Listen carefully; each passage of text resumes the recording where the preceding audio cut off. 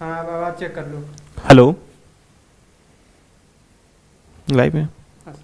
नमस्कार मित्रों, उम्मीद करता हूँ आप सभी अच्छे होंगे। एक बार कमेंट करिएगा, हम लोग ऑडिबल विजुअल दोनों ठीक से, कोई प्रॉब्लम तो नहीं है। आवाज़ आज तो क्लियर है, आज कोई दिक्कत तो नहीं है बेटा। सभी लोग कमेंट करें।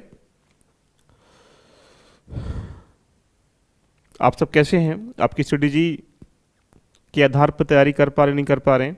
आकाश Gupta, Vidishi, Shubham, all clear, thank you for applying. तो चलिए आज की चर्चा को हम लोग प्रारंभ करते हैं। तो यूपीएससी की इस बेला पर सभी का हार्दिक स्वागत है। आज हम चर्चा करेंगे किस तरीके से जीएस के सेकंड पेपर को प्रीलिम्स में क्वालिफाइंग किया जाए और किन किन विशेष बातों का विशेष ध्यान दिया जाए। ऐसे कौन से टॉपिक हैं जहां से प्रत्येक वर्ष जो प्रश्न हैं वो आते ही आते हैं, इन सब पे हम डिस्कशन करेंगे। एक बार सभी लोग कमेंट कर दीजिएगा, हम लोग सेशन को स्टार्ट करते हैं। सब कैसे हैं एक बार कमेंट करें सभी लोग। आपकी यात्रा जो ये जर्नी है लवासना की कैसी चल रही है ना? तो मुस्कुराहट के साथ इस यात्रा को हम प्रारंभ करते हैं। ठीक है सर, ओके स्टार्ट करते हैं। देखिए आज हम डिस्कशन करेंगे, जैसा कि जानते हैं कि ओजांग सर के द्वारा इनोवेशंस की जो एक प्रणाली लगातार चलती रही है, तो आप एक अनविज्ञ तरीके से ये देख पा रहे होंगे कि सी सेट का बैच भी मेरे द्वारा 99 रुपीज़ में रखेगा हो रहा है। तो जिन लोगों ने अभी इनरोल नहीं कर पाए हैं किसी कारणवश, तो इनरोल कर लीजिएगा। आप ये मान के चलें कि अगर मैं क्लास लेने आ रहा हूँ तो 99 में सी सेट का कंप्लीट बैच आपको मिल रहा है जो मेरे द्वारा, तो एक ट्राई तो बनता है ना। क्योंकि मैं हमेशा यही कहता हूँ कि आपको मैथ्स में फॉर्मूले से क्वेश्चन नहीं करना है, कोई ट्रिक को नहीं जानना है, या कंप्रीहेंशन को जो दायरा है उसको कैसे रेडी करते हैं इसके बारे में जानेंगे। रीजनिंग के लिए कौन कौन से कंसेप्ट हैं उनको जानेंगे। बहुत सारे बच्चे, प्रत्येक 10 से 12 हज़ार बच्चे ऐसे होते हैं जो प्रीलिम्स के अंतर्गत जीएस के फर्स्ट पेपर में अच्छे नंबर ले पाते हैं, लेकिन सीसेट में कम नंबर होने के कारण क्या करते हैं, वो मेंस में पार्टिसिपेट नहीं कर पाते हैं। सोचिएगा, क्वालिफाइंग पेपर नेचर का होने के कारण भी आप उसको पास नहीं कर पा रहे, तो कहीं ना कहीं एक डेडलाइन है। तो डेडलाइन को दूर कैसे करें, इन सब के बारे में डिस्कशन करेंगे। तो आज 3-4 पॉइंटों पे हम डिस्कशन करेंगे किस तरीके से अपने दिमाग की सोच को बिल्ड करने के उपरांत सीसेट क्वालिफाई करें, और साथ में जानेंगे किन किन विशेष टॉपिकों पर हम विशेष ध्यान देना चाहिए जहां से प्रत्येक वर्ष में यूपीएससी प्रश्न बनाता है। अगर वो टॉपिक ध्यान रखना आपको चल जाए पता, तो आप हो सकता है कि उनको बेहतर तरीके तैयार कर पाएंगे। क्योंकि यूपीएससी के सिलेबस के अकॉर्डिंग जो किताबें आपके दिमाग में हैं, या जो आपने किताबें परचेज कर रखी हैं, जो नोट्स इकट्ठा कर रखे हैं, जो कोचिंग से आपसे इनरोल हो रखा है, क्या सभी कुछ आ रहा है एग्जाम में? नहीं आ रहा ना। क्यों? क्योंकि जो कुछ मेन ऐसा कोर एरिया होता है जहां से प्रत्येक वर्ष प्रश्न आते आते हैं, इनके बारे में हम डिस्कशन करेंगे। तो एक बार सभी लोग कमेंट करें, क्या आप तैयार हैं आज की चर्चा के लिए? मुस्कुराहट के साथ एक बार कमेंट करें, उसके बाद हम लोग आगे की चीजें रन करते हैं। एक बार कमेंट करें सभी लोग बेटा। क्या करेंगे इसके बारे में जान लेते हैं। पहले हम जानेंगे कि जो सी सेट का पेपर है, GS2 पेपर जिसको हम लोग कह सकते हैं, इसके सिलेबस के बारे में मैंने कल भी डिस्कशन किया था। आज भी थोड़ा डिस्कशन करेंगे कि इसकी मूलभूत बातों का किन किन का ध्यान रखा जाए। साथ में जानेंगे ऐसे कौन कौन से इंपॉर्टेंट टॉपिक हैं जिन टॉपिकों पर हम विशेष ध्यान देने के उपरांत सीसेट को इजीली हम क्वालिफाई कर सकते हैं। साथ में हम जानेंगे कि सीसेट के अंतर्गत एक वर्ड आता है कि हम टाइम मैनेजमेंट कैसे करें। टाइम मैनेजमेंट का मतलब है कि हम उसको पढ़ें कब से, कितने आवर पर डे पढ़ें, कितने घंटे हम वीक में पढ़ें, कितने घंटे हम एक मंथ में पढ़ें, या कितने घंटे के अंतर्गत हम सीसेट को क्लियर कर सकते हैं। उसके उपरांत जानेंगे कि इसमें कितना स्कोर करना उचित रहता है, कि हमें 80 क्वेश्चन से 80 क्वेश्चन सही करने हैं या 80 क्वेश्चन के अलावा हमें एग्जाम के समय में कितने क्वेश्चन को टिक करके आना चाहिए, या कंप्रीहेंशन के पार्ट को हम कैसे रेडी करें, या मैथ्स के पार्ट को कैसे रेडी करें, या मैथ्स में कितना स्कोर करके आए, रीजनिंग में कितना स्कोर करके आए, या जीएमए में कितना स्कोर करके आए, इन सब के बारे में जानेंगे। उसके उपरांत जानेंगे, फिफ्थ जो पॉइंट जानेंगे कि आपके जो डाउट हैं, जो क्यूरीज हैं आपकी कुछ चीज़ को लेके, सी सेट को लेके, इनके बारे में डिस्कशन करेंगे। तो आइए चर्चा कर लेते हैं बेटा कि किस तरीके से इस सिलेबस के अंतर्गत पूरे मूलभूत ढांचे को ध्यान रखते हुए हम लोग आगे रन करेंगे। देखिए, सभी को पता है कि सीसेट का जो पेपर है उसमें 6 से 7 टॉपिक जो है इनरोल किए गए हैं, और 7 टॉपिक के अंतर्गत जो है लगभग 95-99% जो है 3 टॉपिक से क्या है पूरा सीसेट कवर हो जाता है। जैसे कंप्रीहेंशन मैंने कल भी कहा था, विशेष ध्यान रखना है। कंप्रीहेंशन के पार्ट कौन कौन से होते हैं, कंप्रीहेंशन में किस तरीके का एक माइंड मैप होना चाहिए। अगर आपके पास एक शॉर्ट पैसेज है तो उसमें प्रश्न को पहले पढ़ें या पैसेज को पहले पढ़ें, ये बड़ा विषय बन जाता है। या आपके पास लॉन्ग अगर पैसेज है तो उसमें पैसेज को पहले पढ़ें या प्रश्न को बाद में पढ़ें, ये एक कंसेप्ट बन जाता है। आपके पास एक ऐसा रास्ता होना चाहिए कि जिस तरीके से हम उस प्रश्न को जल्दी से टैकल कर सकें, क्योंकि आपके पास 2 ही घंटे हैं और 2 ही घंटे में आपको 80 क्वेश्चन को पढ़ना भी है, टिक भी करना है, एनरोल भी करना है। तो वहां पे क्या है, आपके एक्यूरेसी का प्रश्न बन जाता है कि जल्दी कैसे करें और जल्दी के साथ साथ सही कैसे करें। नंबर 2, जो हमारे पास कम्युनिकेशन स्किल्स है या इंटरपर्सनल स्किल्स है उसके बारे में जानेंगे। हालांकि इससे 2016 के उपरांत कोई प्रश्न नहीं आया है, लेकिन फिर भी जानेंगे हम पूरे टॉपिक में कि कैसे कैसे पढ़ते हैं। लॉजिकल एंड एनालिटिकल रीजनिंग क्या होती है, सोचने की क्षमता। रीजनिंग क्या है, एक तर्क है। तर्क हर इंसान लगाता है, चाहे वो अनपढ़ है चाहे वो पढ़ा लिखा व्यक्ति क्यों नहीं है। तो इसलिए किस तरीके से तर्क लगाया जाए, किस तरीके लॉजिकल बातें की जाएं जिससे कि प्रश्न आराम से टैकल हो जाए। मैं आपको आज दिखाऊंगा कि जो 2022 का प्रीलिम्स का पेपर में सीसेट का हुआ है, सारे प्रश्न आपको लेके सारे मैं कराऊंगा और मैं आपको बताऊंगा कि वहां पर रिक्वायरमेंट है ही नहीं ट्रिक की, कंसेप्ट की। बस दिमाग में अगर थोड़ा बहुत अगर आपको लग रहा है कि सोचने की क्षमता है तो सारे प्रश्नों को आराम से टैकल कर सकते हैं। साथ में डिसीजन मेकिंग जो पावर, इसको कैसे बिल्ड करें, कैसे स्ट्रॉन्ग करें, कैसे इसको सही डायरेक्शन में लेके चले जाएं, इसके बारे में चर्चा करेंगे। साथ में जनरल मेंटल एबिलिटी जो है, इससे प्रश्न आता है जीएमए से, इसके बारे में जानेंगे। उसके उपरांत बेसिक न्यूमरेसी के बारे में जानेंगे कि किस तरीके से क्वांट के प्रश्न आते हैं, जो आज के समय में 30 से 35 40 क्वेश्चन तक क्वांट से आ जाते हैं। तो 80 में से लगभग अगर 40 क्वेश्चन क्वांट से आ पा रहे हैं तो ये मान के चलें कि लगभग 50% जो एरिया है वो यहाँ से कवर हो पा रहा है। क्या जब 2011 में सीसेट को एनरोल किया गया यूपीएससी में, क्या उस समय इतने प्रश्न आते थे? नहीं, क्योंकि 10-5 प्रश्न आते थे। आज के समय में क्या है, 40 क्वेश्चन 35 क्वेश्चन तक यहाँ पे यूपीएससी के सीसेट के पेपर में क्वांट से रखे जाते हैं। तो एक गंभीर विषय बन जाता है कि बेसिक न्यूमरेसी के अंतर्गत हम नंबर सिस्टम को कैसे पढ़ें, परसेंटेज को कैसे पढ़ें, प्रॉफिट लॉस को कैसे पढ़ें, इन सब के बारे में जानेंगे कौन कौन से मूलभूत बातों का ध्यान हमें इन सब चीज़ों को रखना चाहिए। साथ में डाटा इंटरप्रिटेशन, डीआई के पार्ट, डीआई भी एक मैथ का ही पार्ट है इसके बारे में, लेकिन फिर भी डीआई को अलग क्यों रखा गया? क्योंकि डीआई से जो प्रश्न जब बनते हैं तो कभी 4 बन जाते, कभी 8 बन जाते, कभी 12 प्रश्न तक डीआई से बने हैं, कभी कभी नहीं भी बनता है।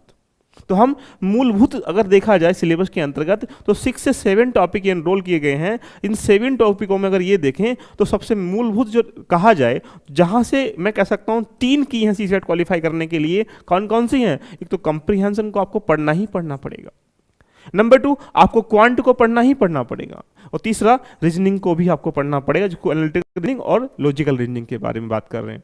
अगर तीनों पॉइंटों को हम लोग बैलेंस करेंगे तभी हम सीसेट क्वालिफाई कर पाएंगे। कोई व्यक्ति अगर ये कह रहा है कि कंप्रीहेंशन के लगभग 27 से 30 प्रश्न आते हैं उससे हम लोग सही कर पाएंगे, तो पॉसिबिलिटी कभी भी नहीं है ऑन टाइम उस समय पर। तो दोस्तों, ये सारा सिलेबस, सारी कहानी, सारी चीज़ें बन जाएंगी, लेकिन ज़रूरी होता है कि अगर मैं हमेशा यही कहता हूं कि आपके पास एक ऐसा कोच, ऐसा गाइडेंस, ऐसा मेंटोर होना चाहिए जो आपको सही डायरेक्शन दे सके। संघर्ष करने की एक ही रास्ता होता है, कोई घूम के यहां से जाता, कोई यहां से जाता, कोई यहां से जाता है, लेकिन पहुंचते सब मंजिल पर हैं। लेकिन कोई लंबे रास्ते से जाएगा, कोई शॉर्ट रास्ते से जाएगा, डिपेंड करता है कि आपके पास एनर्जी कौन सी वाली है। क्योंकि मैं हमेशा कहता हूं कि आपका गाइडेंस, आपका मेंटर बेटर नहीं है तो सोच लीजिएगा, आपके किसी गाइडेंस मेंटर ने, किसी ने कहा कि आप 3 किलोमीटर की दूरी को तय कर लीजिएगा, आप वहां से आपका सिलेक्शन है, लवासना की दूरी है, तो आपने क्या किया, यहां पे आप खड़े हुए, यहां से 3 किलोमीटर आपने भागना स्टार्टिंग किया, और 3 किलोमीटर के बाद आप यहां पहुंच के कहते हैं भैया हम 3 किलोमीटर चल आए हैं, बताइए लवासना कहां पर है या हमारा सक्सेस कहां पर है। लेकिन अब प्रश्न बन जाता है कि आपने यहां चले हो, लेकिन उसने कहा था कि भैया लवासना जो इधर है, इधर नहीं है लवासना। तो जो आप यहां खड़े हुए थे तो 3 किलोमीटर जो आपको इधर चलना था वो आप इधर चल पड़े, तो जो आपकी दूरी पहले यहां से यहां तक 3 किलोमीटर थी, अब यहां पहुंचने का दूरी कितनी हो चुकी है? 6 किलोमीटर हो चुकी है। इसका मतलब समझ रहे हो मेरी बात को, कि जब जब आपकी डायरेक्शन अच्छी नहीं होती है, आपका मेंटर अच्छा नहीं होता है, या आपके पास कोच अच्छा नहीं हो पाता है, आपके पास रिसोर्स अच्छे नहीं होते हैं, आपके पास टेक्निक्स जिस तरीके से प्रश्न को टैकल करते हैं वो अच्छे नहीं होते हैं, तो क्या होगा, आप जो आपके पास जहां खड़े हुए हैं उसके बाद वो दूरी लगातार कम होने की जगह क्या होगी, और बढ़ जाएगी। और ऐसे बढ़ने से कोई व्यक्ति बोले कि दोबारा यहां से आ जाऊंगा, तो कुछ समय के बाद क्या होता है, एनर्जी सब कुछ डाउन हो जाता है।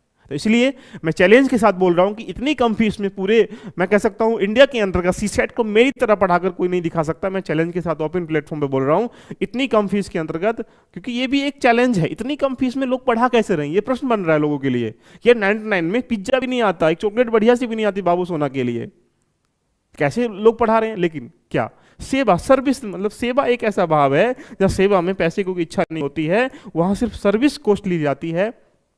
तो आप ये मान के चलें कि मिनिमम कम फीस में आपको इतना अफोर्डेबल ध्यान रख चीजें दी जा रही हैं, तो आपका एक ट्राई तो बनता है ध्यान रखना। आइए चर्चा कर लेते हैं कि इसके उपरांत कि हमें विशेष किन किन टॉपिकों पर ध्यान देना चाहिए। ये सिलेबस है, ये आपको पीडीएफ फॉर्मेट में मिल जाएगा। ये मैथ का कंप्लीट सिलेबस है, जहां सीसेट के अंतर्गत यहाँ 27 जो टॉपिक हैं ये दिए जाते हैं। अगर 27 टॉपिक को 1 बाय 1 करके आप लोग पढ़ लेते हैं तो क्या होगा, सारे प्रश्नों को आराम से टैकल कर पाएंगे। उसके बाद रीजनिंग के पार्ट को देखें तो डीआई के पार्ट को देखें तो डीआई में क्या है, यहाँ पे डीआई में यहाँ पे आप देखा जाए तो यहाँ पे 7 से 8 टॉपिक होते हैं, लेकिन प्रश्न कहाँ से बनते हैं, टेबल चार्ट से, बार चार्ट से, पाई चार्ट से, नीचे के जो चीजें हैं यहाँ से कभी कभी प्रश्न बनते हैं, कभी कभी नहीं बनते। लेकिन ये ऐसे प्रश्न, अगर डीआई से प्रश्न आएगा तो यहाँ से प्रश्न आएंगे। ये कौन बता रहा है, जो आपका गाइडेंस, जो मेंटोर है। इसलिए आप जानते हैं कि जब भी तैयारी होती है, तैयारी के 2 चरण होते हैं, एक होता है सिलेबस बेस्ड और एक होता है एग्जाम बेस्ड। तो सिलेबस के बेस अकॉर्डिंग तैयारी करने के बाद सबसे उसके उपरांत तैयारी कैसे करनी चाहिए, एग्जाम बेस्ड। अब एग्जाम बेस्ड तैयारी का मतलब है कि वो टॉपिक आपको आने ही चाहिए जो सबको आते हैं, जिसको मैं कॉमन नॉलेज कहता हूं। अब जो सबको आते हैं वो तुमको नहीं आते, इसका मतलब है कि तुम कहीं ना कहीं उससे पीछे जा रहे हो। और जो सबको नहीं आते, तुमको नहीं आते, कोई दिक्कत का विषय नहीं, सबके लिए एग्जाम वही है ना। इसलिए एग्जाम की तैयारी 2 तरीके से करना चाहिए कि पहले सिलेबस अकॉर्डिंग करनी चाहिए, और सिलेबस जब आपने पूरा पढ़ लेंगे उसके बाद आपको एग्जाम बेस्ड तैयारी करना चाहिए। इसका मतलब है कि आपको वो टॉपिक और एरिया नोट करने पड़ेंगे जहां से प्रश्न आते ही आते हैं, ध्यान रखना।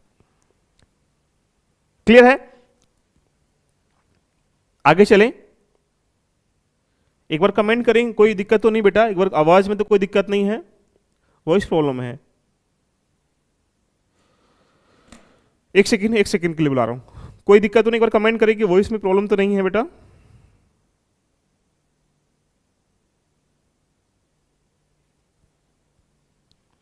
वॉइस क्लियर है? वॉइस इशू है? एक सेकंड। तो मैं कह रहा हूं कि रीजनिंग के पार्ट को हम लोग ये सब आपको पीडीएफ फॉर्मेट में मिल जाएगा, फॉर्मेट मिल जाएगा कि 22 टॉपिक जहां रीजनिंग के प्रश्न आते ही आते हैं, देखिएगा। तो इन चीजों को हमें करना, क्या करना है, रेडी करना है। उसके बाद अगर देखें तो रीजनिंग के उपरांत यहाँ पे लॉजिकल रीजनिंग से, एनालिटिकल रीजनिंग से ये टॉपिक है, इनको रेडी करना है। पीडीएफ फॉर्मेट मिल जाएगी आपको, ये टॉपिक है जिसको मैं सिलेबस कह सकता हूँ। एक सिलेबस तो ये रहा जो मेन टॉपिक को हमने रेडी कर लिया। एक सिलेबस वो होता है जो क्वांट का, क्वांट में कितने टॉपिक होते हैं उसको रेडी कर लिया। वो इस प्रॉब्लम बता रहे हैं बच्चे। एक बार बेटा एक बार अटेंड करें कि बताएं कोई दिक्कत तो नहीं वीडियो में, वॉइस क्लियर तो है?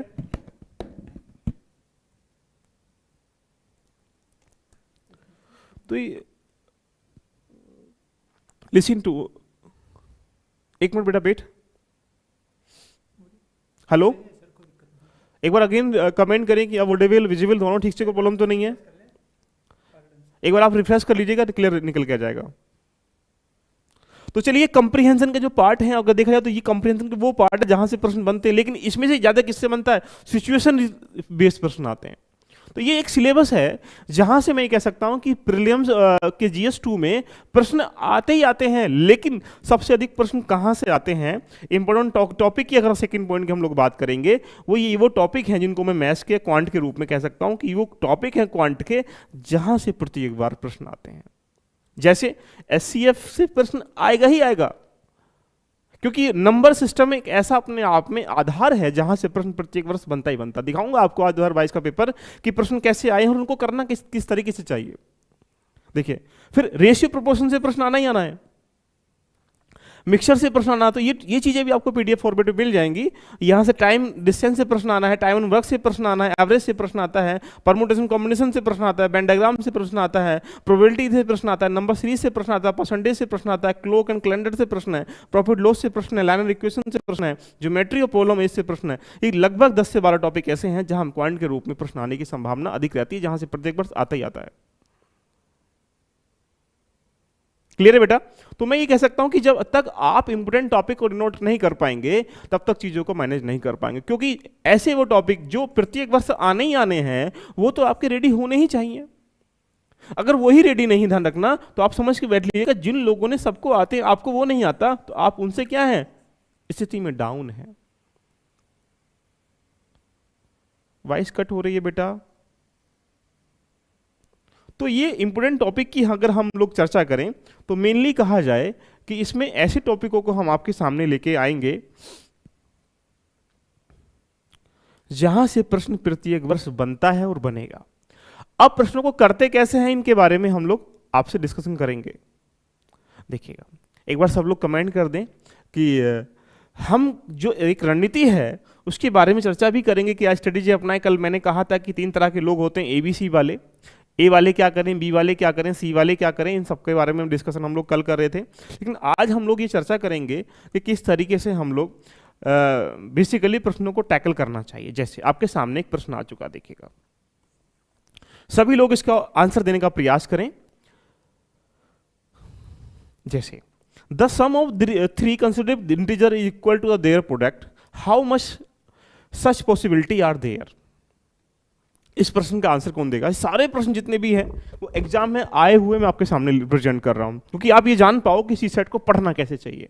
कहीं भी पढ़िएगा, किसी से भी पढ़िएगा, लेकिन आप कम से कम ये जान लीजिएगा कि हम जो पढ़ पा रहे हैं वो एग्जाम के लिए इंपोर्टेंट है या नहीं, एग्जाम में आएगा नहीं आएगा। कहीं ऐसा तो नहीं इस तकनीकी भरे दौर में आप उस दुनिया को पढ़ पा रहे हो जिसको दुनिया से आपका कोई मतलब नहीं है। क्या आंसर इसका बताइएगा? बहुत सारे बच्चे सी आंसर दे रहे हैं, ओनली 3, ओनली 1, ओनली 2, बताएं सब लोग, ओनली बी, सब लोग दीजिएगा। राजीव जी, पूजा जी, बहुत सारे नाम हैं, सबको शुभकामनाएं। यूपीएससी की इस मधुरशाला में आप एंजॉय करें और यात्रा करते करते एंजॉय करें, और जब जिस दिन आप पूरी हो जाएगी तो वो एंजॉय का जो पल है वो एकदम गुब्बारी तरफ फूट जाएगा।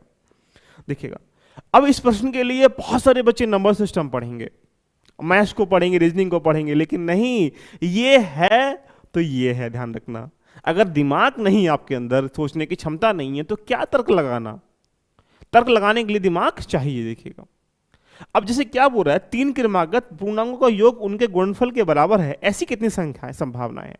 इस प्रश्न का किसी टॉपिक से मतलब ही नहीं है। लोग टॉपिक पढ़ाते हैं, रीजनिंग पढ़ाते हैं, मैथ्स पढ़ाते हैं, दिमाग को नहीं पढ़ा पाते आज तक। यार देखो, समझते हैं ऐसे कितनी संभावनाएं हैं। ये कितनी संख्या बोल रहा है? 3 क्रमागत। कंसेक्यूटिव नंबर क्या होते हैं? जो लगातार होते हैं, निरंतर होते हैं। जैसे मान लीजिए अगर मैं 2 3 लूंगा तो 2 3 मतलब कंटिन्यू नंबर, इसको बोल सकते हैं क्रमागत पूर्णांक। इनका योग, इनको जोड़ लो, कितना हो रहा है? 2 + 3 + 4 = कितना हो जाएगा? आप बोलेंगे सर 9 हो रहा है, वेरी गुड। अब मैं इनकी 2 + 3 + 4 की मल्टीप्लाई करूंगा तो आप ये कह पा रहे होंगे 2 3 6 हो जाए, कितना हो जाएगा बेटा? 24। तो ये सेम तो नहीं आ रहा। तो यहां अगर दिमाग थोड़ा सा भी लगाने का प्रयास करें तो दिमाग में एक वर्ड बन पड़ा होगा कि अगर 1 2 3 एक पेयर है, और इस पेयर में अगर 1 की मल्टीप्लाई 2 से करें, 2 की 3 से करें, तो कितना आ रहा है बेटा? 6 आ रहा है। और 1 + 2 + 3 को ऐड करेंगे तो कितना आ रहा है? 6 आ रहा है। तो यानी बराबर आ रहा, नहीं आ रहा? देखिए, इनका जो प्रोडक्ट है और यहां का इनका जो सम है वो क्या आ रहा है? इक्वल आ रहा है। इसका मतलब क्या है कि यहां सिर्फ 1 से लेकर 1 लाख, 10 लाख, 20 लाख, 50 लाख, 100 लाख, कितना ही ले लीजिएगा, ऐसा एक ही पेयर है, एक ही संभावना है जिनका सम और प्रोडक्ट जो है इक्वल आएगा। वो क्या पेयर है? 1 2 3। इसका मतलब क्या है? कितनी संभावनाएं हैं? ओनली 1 पॉसिबिलिटी है कि इनका सम आंसर आ जाए। इसका आंसर क्या, ध्यान रखना, ए है। सोचिए, दिमाग लगाने की आवश्यकता पड़ी या किताब पढ़ने की आवश्यकता पड़ी? इसके लिए नंबर सिस्टम को जानने की आवश्यकता पड़ी? नहीं ना। रीजनिंग को पढ़ा? नहीं ना। सारे प्रश्न 2022 का प्रश्न है, मैं अपने घर से अपने प्रश्न नहीं लाया हूं, एक भी प्रश्न घर से नहीं पढ़ाऊंगा। जो व्यक्ति, जो विद्यार्थी जो अपने घर से लेके आता है, दिमाग से लेके आता है, यूपीएससी क्या चाहता है तुमसे, उसके अकॉर्डिंग आप पढ़ाई कर लीजिएगा ना, तो आप दोगे उसको वही जो वो चाहता है ना। डिमांड कर रहे हो, बच्चे कह रहा है कि मुझको पानी पीना, उसको दे रहे हो तुम, ध्यान रखना कुछ और, तो कैसे वो बच्चा संतुष्ट हो पाएगा? क्लियर है बेटा? तो इस तरीके से हम सीसेट को पढ़ेंगे कि देखने सारे प्रश्नों कैसे करेंगे। मैं कहूं तो तुम्हें 10 मिनट में, ध्यान रखना, जादूगर की ट्रिक बता दूंगा कि ऐसे कर लो सीसेट क्वालिफाई को। बाबा रामदेव की घुट्टी नहीं है, बाबा 112 साल की गुड़िया की घुट्टी नहीं है कि पी लो कि बड़ा हो जाएगा। इसमें बस इसको बढ़ाना है मेरे साथ। ये जितना तुम बढ़ाओगे, ध्यान रखना, जितना तुम इसको बढ़ाओगे उतना सोचने की क्षमता आपकी बढ़ेगी। आर्टिकल पढ़ोगे न्यूज़पेपर में तो क्या होगा? वहां सोचने की क्षमता बढ़ेगी। कोई आर्टिकल, कोई टॉपिक पढ़ेंगे सब्जेक्ट में तो वहां सोचने की क्षमता बढ़ेगी। यही चीज तो आपके यूपीएससी चाहता है आपसे। चलते हैं आगे, आनंद के साथ पढ़ाई करेगा, बहुत मजा आने वाला पूरी क्लास में। देखिएगा, अगला क्वेश्चन आपके सामने ये रहा बेटा।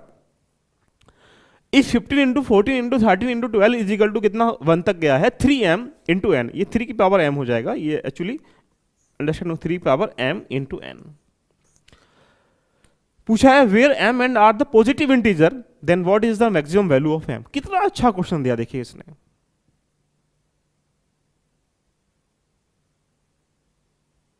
कितना अच्छा लिखा देखिएगा। अब क्या लिखा, यदि 15 इंटू 14 इंटू 13 इंटू एक्स की मल्टीप्लाई अगर हम यहां तक करें तो इसमें पूछ रहा है कि जो m है यहां पर वैल्यू जो दिया है 3 की वैल्यू 3m की वैल्यू कितना हो जाएगा 3 हो जाएगा। देखो m 3 की वैल्यू m, ये पूछ रहा है 3 की m प्लस के n, ये पूछ रहा है इंटू m। अब आपसे क्या पूछा m की वैल्यू। इस प्रश्न को करने के लिए सारे 22 के प्रश्न आपके सामने रख रहा हूं, मैं ये बता रहा हूं कि जितने क्वेश्चन 27 क्वेश्चन सही करने होते हैं मैं चैलेंज कर रहा हूं इस चैलेंज के साथ कि आपके दिमाग से प्रश्न करा दूंगा कि करके ध्यान रखना। चाहे 2022 का पेपर लेके आ जाओ, चाहे 2021 का पेपर लेके आ जाओ, चाहे 2020 का पेपर लेके आ जाओ, बिना कुछ करे ध्यान रखना ऑन पेपर पे ऑन इस पे ओपन प्लेटफॉर्म पे आपसे बोल दूंगा कि इसका आंसर ये, इसका आंसर ये। क्यों? क्योंकि दिमाग बस आपको चलाना है। जैसे अब सोचो ऐसा तो नहीं यही प्रश्न आएगा, कुछ चेंज कर सकता है। यूपीएससी क्या है, एक कन्वर्ट करने की उसकी प्रवृत्ति है, हमेशा वो चेंज करता रहता है क्योंकि उसकी लय पर कोई आज तक नहीं चल पाएगा। तो सोचिएगा आपसे पूछ रहा है कि 1 से लेकर हम 15 तक की संख्या को मल्टीप्लाई करते हैं तो वहां पे 3 कितनी बार आएगा देखिएगा। हो सकता है वो 2 को पूछ ले, हो सकता है वो 5 को पूछ ले, हो सकता है वो 6 को पूछ ले, समझ रहे हो ना मेरी बात को, हो सकता है वो 4 को पूछ ले। तो यहां पे अगर हम 1 की मल्टीप्लाई 1 से लेकर 15 लिखते 1 2 3 4 5 6 7 8 9 10 11 12 13 देन 14 एंड 15। अभी बताओ हमसे क्या पूछ रहा है, 3 की वैल्यू पूछ रहा है। तो अब सोचो 3 कहां कहां आएगा, 3 के मल्टीपल में आएगा, 3 के मल्टीपल में आएगा। अब 3 के मल्टीपल में क्या आएगा देखिएगा, क्या आएगा, 3 यहां पे आएगा, 3 यहां पे आएगा, 3 यहां पे आएगा, 3 यहां पे आएगा और 3 15 में आएगा। तो ऐसे कितने नंबर हैं जिसमें 3 क्या है आ रहा है। तो आप बोलेंगे सर 3 में आ रहा है, 6 में आ रहा है, 9 में आ रहा है, 12 में आ रहा है, 15 में। तो आप देख पा रहे हो मेरे मित्रों, यहाँ पे सिर्फ कितनी बार आया, 1 बार आया। यहाँ पे कितनी बार आया सर, बोलेंगे सर 1 बार आया। यहाँ पे 3 कितनी बार आया, 2 बार आया। 12 में कितनी बार आया, बोलेंगे सर 1 बार आया। यहाँ पे कितनी बार आया, तो बोलेंगे सर यहाँ पे 1 बार आया। तो कंप्लीटली 3 कितनी टाइम्स आया, तो बोलेंगे सर 6 टाइम्स आया। कहाँ तक, 1 से लेकर 15 तक। तो इसका आंसर क्या है, बी बन जाएगा। बताओ कुछ करना है, नहीं करना है ना, इसका उपयोग करना है। कल को यूपीएससी कह लीजिएगा कि मल्टीप्लाई कर लो 1 से लेकर 2 से 3 यहां तक और बोल रहा है 18 तक, बताइएगा 3 कितनी टाइम्स आएगा। तो क्या इस प्रश्न को हम लोग टैकल नहीं कर सकते हैं? बहुत आराम से कर सकते हैं।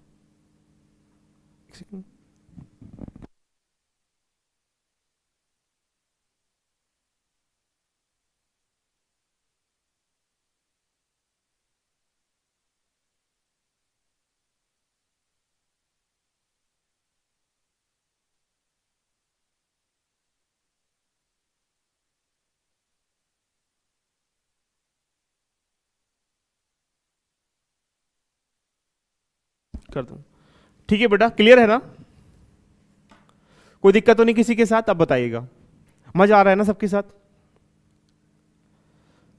अब बताओ इस तरीके से हम सी सेट को, अब बताओ मैंने आपसे पूछा कि 1 से लेकर 18 तक मल्टीप्लाई करिएगा, 3 कितनी टाइम्स आएगा। तो इसका आंसर आप दीजिएगा फटाफट जल्दी से। अगर आपने चीजों को समझ लिया बताएं जल्दी से फटाफट कितना आंसर आएगा। 8 टाइम्स आएगा। मैं 2 को भी पूछ सकता हूं, मैं 3 को भी पूछ सकता हूं, नंबर 1 से लेकर 9 तक होते हैं, कुछ भी पूछूंगा। आप बोलेंगे सर बिल्कुल। तो क्या किया हमने, हमने इस कंसेप्ट को समझा कि यदि ऐसा प्रश्न जीवन में कभी भी आता है तो क्या उसको टैकल नहीं कर पाएंगे। तो इसीलिए सी सेट को जब भी आप पढ़िएगा ये समझ के पढ़िएगा कि यदि इस प्रश्न के अलावा भी इस कंसेप्ट से कैसे कैसे हो पा रहे हैं, उन सबको अगर आप अच्छे से अध्ययन करेंगे तो आप आराम से टैकल कर पाएंगे। क्लियर है? चलते हैं, देखो आगे हमें सी सेट कैसे पढ़ना चाहिए मैं आपको बता रहा हूं। भेड़ चाल से बचिएगा, ये सारे प्रयास अगर करेंगे तो मजा आ जाएगा। देखो अगला क्वेश्चन आपके सामने ये रहा, यूपीएससी 2022 का ही है ये। क्या लिखा है, what is the remainder when 91 multiply 92 is equal to, कहां तक जा रहा है, 99 तक, डिवाइड बाय 12 1 2 6 7 6 1। और आपसे क्या पूछ रहा है कि यदि किया जाए तो वहां रिमाइंडर कितना निकल के आ जाएगा, कितना पूछ रहा है, रिमाइंडर पूछ रहा है। देखिएगा ऐसे प्रश्न जब भी करने के लिए बोल रहा है, देखिएगा वो आपसे आनंद के साथ आपके दिमाग की प्रवृत्ति को जानने का प्रयास कर रहा है कि ये इस बच्चे के अंदर सोचने की प्रवृत्ति है या नहीं है, या इसने कोई रटंती विद्या को या कह सकते हैं कोई कंसेप्ट को, कोई ट्रिक को याद तो नहीं किया है। भाई नॉर्मली बादल कोई व्यक्ति करेगा तो क्या करेगा, सबकी मल्टीप्लाई करेगा यहां तक, उसके बाद इसको डिवाइड करेगा। लेकिन ऐसा तो नहीं होता है ना जीवन में, मल्टीप्लाई करने में 2 घंटे आपके निकल ही जाएंगे इसी में, अगर एक क्वेश्चन पे उलझे रहे तो। जिंदगी उलझन का नाम नहीं है, सुलझन का नाम है। समस्या को समस्या समझना ही सबसे बड़ी समस्या है।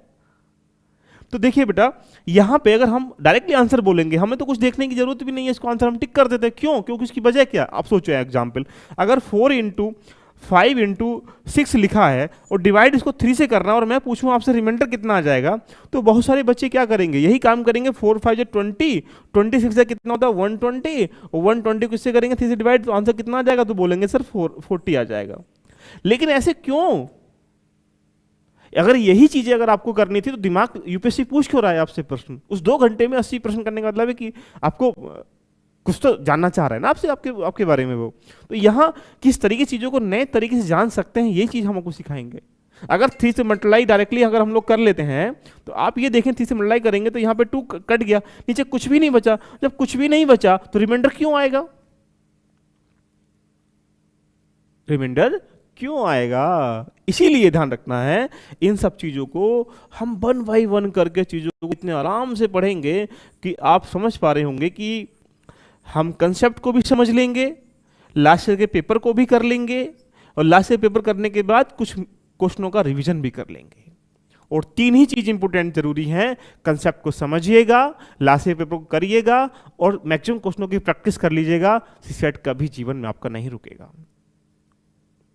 अब यहां अगर 91 इंटू 92 इंटू एक सब लिखा है, और ये कहां तक है, 97 तक है, 99 तक है, 95 96 97 98 and then last is 99, and divide by कितना हो जाएगा 1260।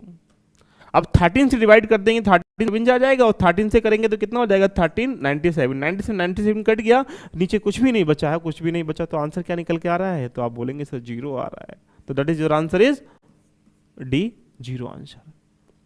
तो ऐसे प्रश्न जब यूपीएससी आपसे पूछता है तो आप ही बताइएगा आपसे क्या जानना चाह रहा है। आपको मैथ पढ़ाने के लिए प्रयास कर रहा है? नहीं ना। आपको रीजनिंग पढ़ाने का प्रयास कर रहा है? नहीं ना। आपसे आपके सोचने की क्षमता कितनी है, आपकी सोचने की प्रवृत्ति कितनी है, आप किस प्रश्न को किस दायरे से सोच सकते हैं, यही तो जानना चाह रहा है ना। तो यही सब चीजें हम सीसेट के साथ साथ करते रहेंगे, और सारे कॉन्सेप्ट को आप लोग करने का प्रयास करेंगे। अगला प्रश्न का एक बार देखने का प्रयास कर देखिएगा। सारे प्रश्न आए हुए में, एक भी प्रश्न नहीं आया कि हाँ लोग छुमंत तरीके से जाओ। सारी बहुत सारी ट्रिकें हैं, बहुत सारे कंसेप्ट हैं, बहुत सारे फॉर्मूले हैं, जरूरत ही नहीं उनकी, तो क्यों बेफालतू में पढ़ना। यूपीएससी की सबसे बड़ी दर्द यही है कि यूपीएससी के विद्यार्थी यूपीएससी हट के ज्यादा पढ़ता है, इसीलिए वो कंटेंट को ज्यादा इकट्ठा कर लेता है।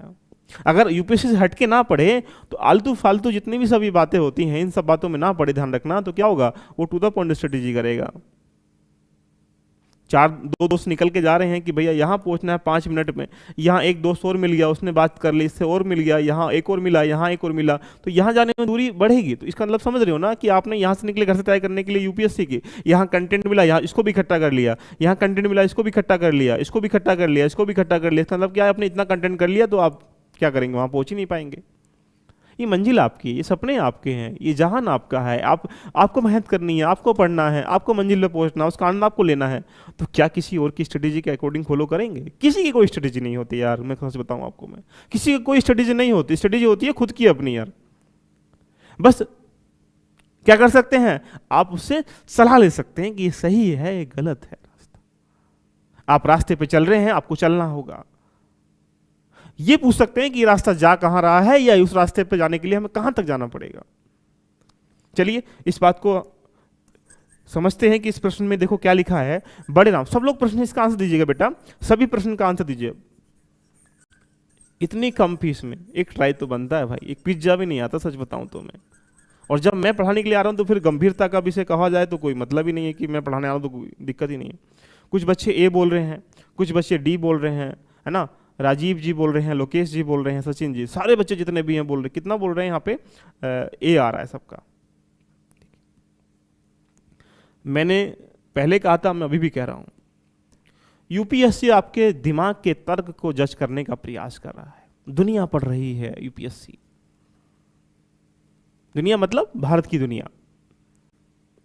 सबको पता है आज के समय यूट्यूब की दुनिया में क्लिपिंग ने लगातार बच्चों के बढ़ते हुए क्रेज को लगातार पनपाया है, लेकिन उनकी जो एनर्जी है एक कोल्ड ड्रिंक की तरह, ढक्कन की तरह है, उसको खोलते हैं तो एकदम फूं जाता है और उसके बाद वो डाउन हो जाता है। तो ऐसे बच्चे आते हैं फील्ड में यूपीएससी तैयारी करने के लिए।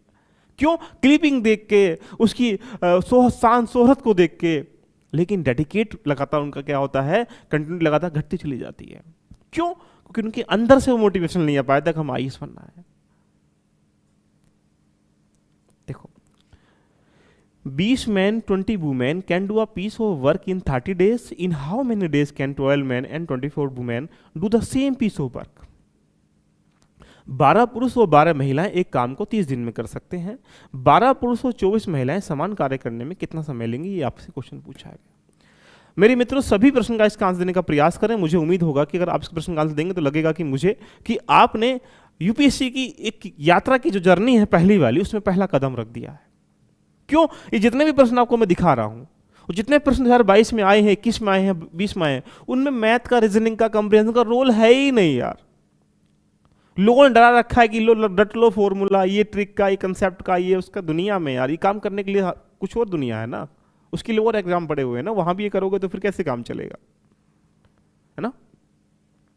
सब लोग बच्चे ये बोल रहे हैं। देखिए मेरे प्यारे दोस्तों, बड़े प्यार से समझने का प्रयास करना। यहां लिखा है 20 मैन, 20 क्या है, 24 मैन है, ठीक है। 24 क्या है, मैन है, प्लस क्या है, 12 वुमेन है। Can do a piece of work in 30 days, right, कोई दिक्कत नहीं है।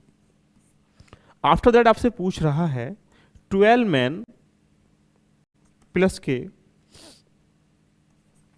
24 वुमेन कितने दिन में करेंगे, ये आपसे पूछ रहा है।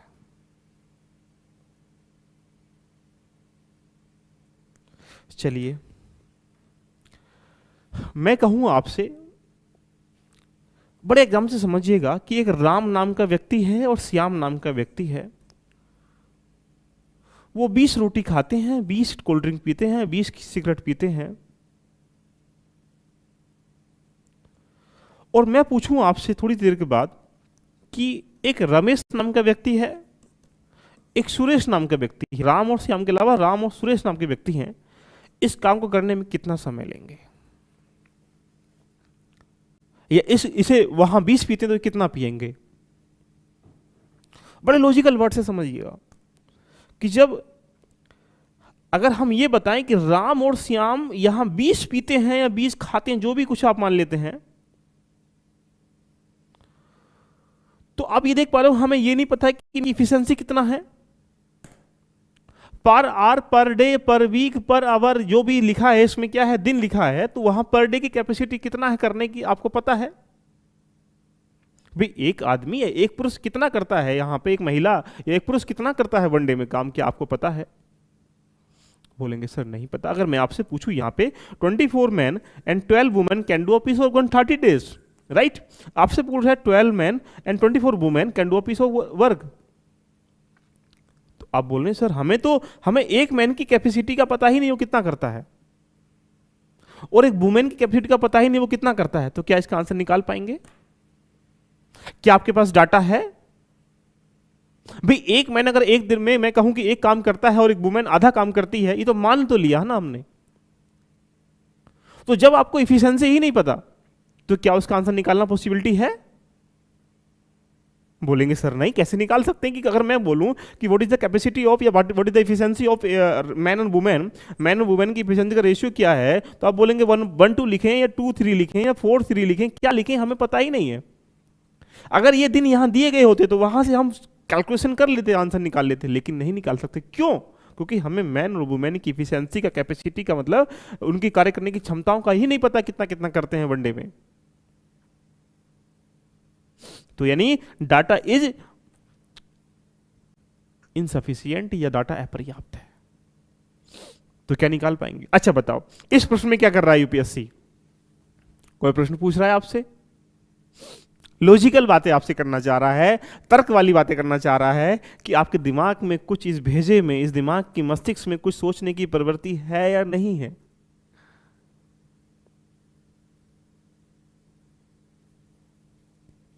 कोई दिक्कत किसी को, एक बार कमेंट करें। तो जब ऐसे प्रश्न एग्जाम में आते हैं और तो फिर हमें थोड़ा समझने का प्रयास करना चाहिए कि यार ऐसे प्रश्न जब एग्जाम में देगा तो हमसे क्या कर रहा है, वो प्रश्न पूछने का, प्रश्न को आपसे मस्ती के साथ करना चाह रहा है। लोग इसमें लगाएंगे फॉर्मूले, पता नहीं क्या क्या करेंगे कि पता मैं खुद नहीं समझ पाता कि वो लोग पढ़ाते क्यों हैं यार। अगला क्वेश्चन आपके सामने देखो, ये रहा, सारे यूपीएससी के प्रश्न हैं आए हुए। क्या लिखा है, on one side of 1.01 kilometre long road 101 planets are planet to equal distance from each other, what is the total distance between 5 consecutive planets. यानी ये कह रहा है कि 1.01 किलोमीटर की लंबी सड़क के एक तरफ जो है 101 पौधे लगाए जाते हैं जो समान दूरी पर लगाए गए हैं, और आपसे पूछा कि लगातार 5 पौधों के बीच की दूरी कितनी हो जाएगी। इस प्रश्न में अगर देखा जाए, इस प्रश्न में ये बताइएगा, अगर हम ये देखें, कोई ट्रिक लगाएं, कोई कंसेप्ट लगाएं, कोई मैथ्स को पढ़ें। मैं तो मानता नहीं भी, आप मानते तो आप मानते चले जाइएगा। कैसे, आइए समझते हैं। इमेजिन करिएगा, मैं थोड़ा एग्जाम्पल आपके सामने बताता हूं। अगर आपको 5 पेड़ लगाने हैं और प्रत्येक पेड़ के बीच की दूरी क्या है, 1 किलोमीटर है या 1 मीटर है मान लेते हैं, तो एक पेड़ यहां लगाएंगे, एक पेड़ यहां लगाएंगे, एक पेड़ यहां लगाएंगे, एक पेड़ यहां लगाएंगे, एक पेड़ यहां लगाएंगे, इवन कितना हो गया, 5 पेड़ हो गया। और ये 5 पेड़ लगाने से अगर 1 मीटर की दूरी है तो 1 मीटर की दूरी यहां होगी, 1 मीटर की दूरी यहां होगी, 1 मीटर की दूरी यहां होगी, तो दूरी का जो गैप हुआ तो कितना हुआ सर, बोलेंगे सर 4 मीटर। इसका मतलब क्या हुआ 5 पेड़ लगाने से एक का मतलब क्या है, उनके बीच का गैप निकल के आ जाएगा। क्यों, समझ पा रहे हैं ना, तर्क लगाना, दिमाग लगाना, क्योंकि स्टार्टिंग जो की है उसके बीच का कोई गैप नहीं है। तो यहीं से अगर हमने प्रश्न को यहां देखा गया तो आप थोड़े सोचने का प्रयास करिएगा। 1.01 किलोमीटर की दूरी है, अगर इसको मीटर में कन्वर्ट करेंगे तो आप भी कह सकते हैं 1000 से मल्टीप्लाई कर लेंगे, क्योंकि हमारी दूरी क्या है, इसमें 101 पौधे लगाए गए हैं। तो अगर यहां मीटर की बात करेंगे तो 1010 मीटर क्या आ जाएगा, इसका दूरी आ जाएगा, कहां से कहां तक, यहां से यहां तक। कितने पौधे लगाए जाएंगे, तो आप बोलेंगे सर यहां से 101 पौधे लगाए गए हैं, कितने मीटर में, 1010 मीटर में। तो एक पौधे के बीच का गैप कितना हो जाएगा, तो आप बोलेंगे सर यहां से एक पौधे के बीच का जो गैप, सॉरी 101 पौधे लगाए गए हैं तो गैप कितना होगा, तो बोलेंगे सर 100 गैप हो जाएंगे, क्योंकि लास्ट वाला, स्टार्टिंग वाला गैप नहीं होगा। तो अगर 1010 में 100 गैप हो रहा है तो आप ये कह पा रहे होंगे कि एक जो गैप होगा एक पौधे में, दोनों के बीच में, वो 10.1 का होगा। बिल्कुल सही बात है सर, 10.1 का होगा, बिल्कुल सही बात है, क्योंकि अगर 101 में से 100 ही तो गैप होंगे ना, और 100 गैप में अगर हम 1010 मीटर की दूरी को डिवाइड करेंगे तो कितना आ जाएगा, क्या आ जाएगा, आप बोलेंगे सर 10.1 मीटर आ जाएगा। और 10.1 मीटर एक पौधे के बीच में है, आपसे बोल रहा है कि 5 पौधे लगाने हैं। तो बड़ी मोहब्बत से, आनंद के साथ देखिएगा, 10.1, 10.1, 10.1, 10.1, आंसर कितना आ गया बेटा, 40.4। ये क्या है, 5 पौधों के बीच का गैप है। इसके लिए आपको मैथ पढ़ना है, रीजनिंग को पढ़ना है, कंप्रीहेंशन को पढ़ना है नहीं ना। क्यों, क्योंकि ये दिखा रहा है आपको बार बार, यूपीएससी हमेशा ये कह रहा है, ध्यान रखना, कि तुमको ना है, तुमको अपने दिमाग की जो तरंगे हैं उनको स्ट्रॉन्ग करना है, आपको फॉर्मूलों को स्ट्रॉन्ग नहीं करना है।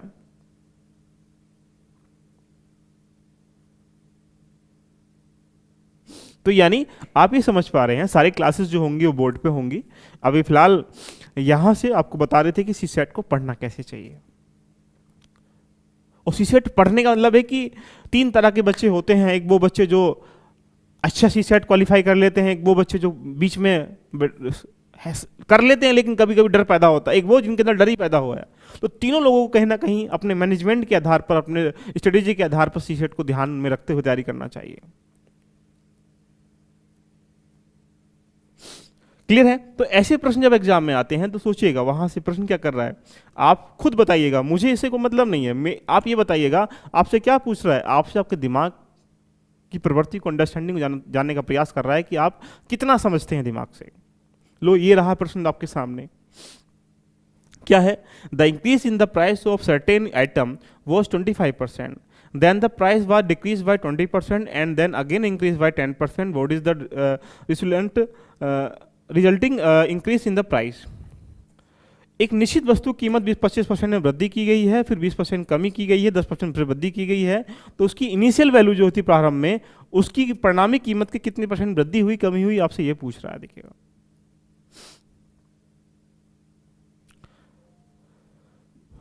प्रणम जी 1010 को 101 से डिवाइड नहीं करेंगे बेटा, 100 से डिवाइड करेंगे। बताओ इसका आंसर क्या निकल के आएगा, देखिएगा, देख लेते कितने लोग कर पाते हैं। देखें कितने लोग कर पाते हैं। लोग इसमें क्या लगाएंगे, परसेंटेज याद करेंगे, क्या इंक्रीज का है क्या डिक्रीज का है। अरे मर जाओ जहां डूब कर जिसमें थोड़ा बहुत नदी में पानी भी ना हो, है ना। देखो हमेशा किसी भी वस्तु की इनिशियल वैल्यू, स्टार्टिंग वैल्यू जो होती है वो कितनी होती है, 100% होता है। तो अगर किसी वस्तु की वैल्यू 100% है, उसके बाद इंक्रीज कितना किया गया, 25%, तो 25% अगर यहाँ इंक्रीज किया है तो वैल्यू कितना हो जाएगा, आप बोलेंगे सर 125%। यहां तक किसी कोई दिक्कत, बोलेंगे सर नहीं। क्यों, क्योंकि ये हर कोई व्यक्ति, अंधा व्यक्ति, लूला व्यक्ति, हर आदमी कर लेगा, क्योंकि यहां 100 में अगर 25 जोड़ेंगे तो 125 आएगा ही आएगा। फिर वो बोल रहा है कि फिर कीमत में 20% की कमी की गई, तो भाई अगर ये वाली वैल्यू हो चुकी है तो कमी 100 में करेंगे 125 में करेंगे, तो बोलेंगे सर 125 में कमी करेंगे। अब सोचो अगर 125 का अगर यहाँ 20% निकालूंगा तो आप कोई भी व्यक्ति आराम से ये कह पा रहा होगा कि भैया कितना जाएगा, तो आप बोलेंगे सर 25 आ जाएगा। और 25 की अगर कमी की गई है यहाँ से परसेंटेज की, तो कितना जाएगा, 100 फिर अगेन आ गया। अब वो ये फिर कह रहा है फिर कीमत में 20% की कमी की गई, हमने यहां कमी कर दी, फिर कह रहा है कि फिर 10% की वृद्धि की गई। लो जी वृद्धि कर लेते हैं, तो वृद्धि यहां की जाएगी, यहां की जाएगी, बोलेंगे सर यहां पे की जाएगी क्योंकि ये इसकी लास्ट वैल्यू हो चुकी है। तो यदि यहां पे 10% की अगर वृद्धि की गई है फिर, तो आप बता दीजिएगा कितना जाएगा, 110 आ जाएगा। तो अब आपसे ये पूछ रहा है कि कीमत में परिणामी वृद्धि कितनी हुई है, टोटल वृद्धि कितनी हुई, ये आपसे पूछना चाह रहा है सारे तांडव करने के उपरांत। मैं बताऊं आपको, आप देख पा रहे होंगे स्टार्टिंग वैल्यू कितना है, 100 है, और उसकी एंड की जो वैल्यू है 110 है। आपका आंसर क्या है, भी 10% है। देख पा रहे हैं। तो अगर ऐसे प्रश्नों के लिए तुम्हें परसेंटेज पढ़ना पड़ रहा है, ऐसे प्रश्नों करने के लिए आपको मेनली कह सकते हैं कि कुछ करना पड़ रहा है, तो बड़ी गंभीरता का विषय है, बड़ी समस्या का विषय है। क्या आप मेरी बात से सहमत हैं? ये सारे प्रश्न 2022 के इसलिए लेके आया हूं कि आपको दिखा सकूं कि एग्जाम में प्रश्न कैसे कैसे आते हैं और तुम्हें कैसे कैसे प्रश्न करने होते हैं। ये सारे प्रश्न बड़े मोहब्बत से हम लोग करते चले जाएंगे। कंप्रीहेंशन हो, रीजनिंग हो, कुछ भी हो, सबको ऐसे ही करना है हमको। तो देखिएगा यहां पे एक क्वेश्चन लिखा है, देखो देख लेते हैं। 1 नॉन जीरो डिजिट, यानी जीरो को नहीं लेना है, 1 vowel and 1 consonant from English alphabet in capital or the we use in the forming password such that the password has to start with a vowel and end of the consonant. How many such password can be generate? एक आपको एक ऐसा password generate करना है जहां पे आपको zero को लेना नहीं है, जहां 1 से लेकर 9 तक नंबर हो और जो वोविल हो वो स्टार्टिंग में आए और जो कॉन्सोनेंट हो एंड में आ जाए। देखिए अब पासवर्ड कितने नंबर का होगा, तो उसने बोला है कि यहां 3 चीजें हैं, एक क्या है, डिजिट है, एक वोवेल है, एक कॉन्सोनेंट है। तो आप सोचो डिजिट कहां तक लेनी है, 1 से लेकर 9 तक। वोवेल कितना लेना है, तो 5 ही होगा, ए आई हो तो 5 होगा। कॉन्सोनेंट कितना बचेगा, तो 21 बचेगा। देखिए ये दिया है। तो पासवर्ड जो जनरेट होगा वो 3 नंबर का होगा, डिजिट, वोवेल, कॉन्सोनेंट। सोचो इमेजिन करिएगा, अगर मैं कहूं कि आपके पास एक और 2 ही नंबर हैं और मैं आपसे पूछूं कि 1 और 2 नंबर से कितने पासवर्ड जनरेट कर सकते हैं, तो आप बोलेंगे सर या तो इसका 12 रखना पड़ेगा या 21 रखना पड़ेगा, नहीं 2 पासवर्ड ही जनरेट होंगे। ये प्रोबेबिलिटी का क्वेश्चन है, रीजनिंग का क्वेश्चन है, लोग लगाएंगे तुक्का इसमें। तो यहां 1 और 2 से 2 ही पासवर्ड जनरेट हुए। अगर यहां 1 2 3 ले लेता मैं, तो आप क्या कहते हैं, 1 2 3 का मतलब क्या हुआ, 1 2 3 ले लेते हैं, यहां पे 1 3 2 ले लेते हैं यहां पे, ठीक है। उसके बाद कितना 2 1 3 ले लेते हैं, इवन यही तो आप समझ रहे हो ना, 2 1 3 कर लेते हैं यहाँ पे, उसके बाद 2 3 1 कर लेते हैं, उसके बाद 3 कर लेते हैं, 3 कितना होता है, 3 2 1 हो जाता है, कितना होता है, 3 1 2 हो जाता है, यानी 6 पासवर्ड हो चुके हैं। तो यदि अगर हमें इसी क्वेश्चन को अपने लॉजिकल वर्ड से समझना है, तो हमारे पास यहाँ 3 डिजिट का या 3 जो नंबर का एक पासवर्ड बनेगा, जिसमें एक डिजिट होगा, एक वोवेल होगा, एक कॉन्सोनेंट होगा। तो देखो इसमें कुछ भी नहीं करना है, आपको क्या लगाना है, थोड़ा दिमाग लगाना है। क्या दिमाग लगाना है, 3 पासवर्ड बनेंगे, डिजिट कितना है 9, 9 को लिख दीजिएगा, मल्टीप्लाई यहाँ कितना 5, 5 को लिख दीजिएगा, मल्टीप्लाई कॉन्सोनेंट कितना 21, 21 को लिख दीजिएगा। इवन अगर तीनों की मल्टीप्लाई हम लोग करेंगे तो कितना निकल के आ जाएगा, यानी 9 की 5 की 21 को मल्टीप्लाई करेंगे तो कितना निकल गया 945। क्या है ये आपका आंसर है, सी आंसर है। तो मित्रों, मैं हमेशा आपसे यही कह रहा हूं कि आपको सी सेट में डरने का विषय नहीं है, क्योंकि आप मेरे साथ क्लास ले पा रहे हैं। और इसमें मैंने आपको ये भी बता दिया कि सी सेट के अंतर्गत हमें पढ़ना कैसे चाहिए। यदि आपको कोई कोड किसी तरीके से पढ़ा रहा है, रटवा रहा है, फॉर्मूले ट्रिक बता रहा है, कंसेप्ट बता रहा है, तो आपके दिमाग का विकास नहीं हो पाएगा।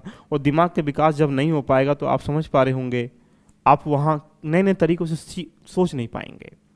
तो सी सेट का एग्ज़ाम जो है वो सोचने का विषय है, वो सोचने की प्रवृत्ति का है। तो कैसी लगी आज की चर्चा? जल्दी ही क्लास स्टार्ट होने वाली है, ध्यान रखना।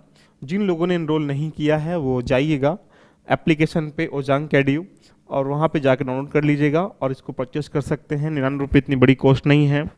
और एक पिज़्ज़ा, एक ट्राई, ये तो बनता ही है, सब जान पा रहे होंगे।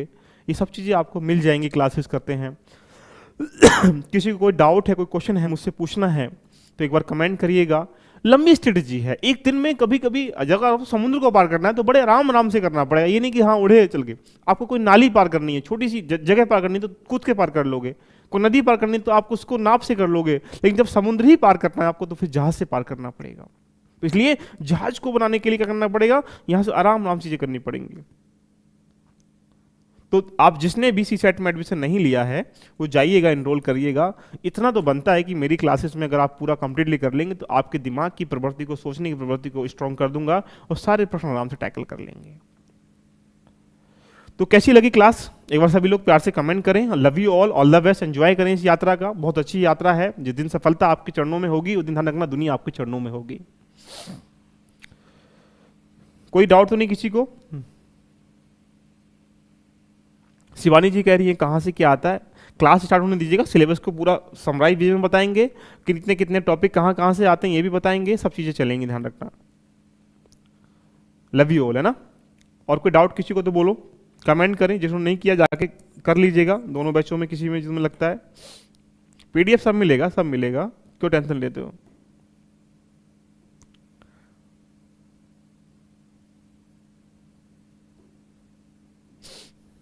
कोई डाउट तो नहीं किसी को? क्लियर बेटा, थैंक यू। तो आज की चर्चा को यहीं हम लोग समापन करते हैं। एंजॉय करें इस यात्रा का। और इस यात्रा के लिए 3 चीज़ जरूरी हैं, ध्यान रखना। एक, आपके पास एनर्जी तो होनी चाहिए। नंबर 2, आपके पास सिलेबस टू द पॉइंट होना चाहिए। उसके बाद रिसोर्स बेहतर होने चाहिए और उसके साथ रिवीजन अच्छा होना चाहिए। 3 चीज़ें अगर आप कर लेते हैं अच्छी तरीके से तो किसी भी एग्जाम को क्रैक कर सकते हैं। ठीक है, आज की चर्चा को हम लोग यहीं ऑफ कर लेते हैं। नेक्स्ट जब भी क्लास होगी तब मिलेंगे। उसका क्लास में जल्दी से स्टार्ट करेंगे class. All the best, love you all.